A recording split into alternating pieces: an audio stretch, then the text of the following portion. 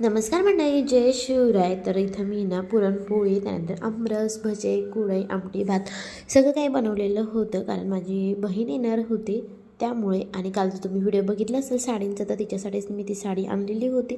तर बघा इथं सगळं काही ताट वगैरे रेडी केलं होतं, कारण आम्हाला जेवण करायचं होतं संध्याकाळच्या वेळेस. आणि मग सगळे काही जेवायला बसले. आणि आमच्या लग्नाची व्हिडिओ कासेट बघता बघता मग सगळ्यांनी जेवण केलं.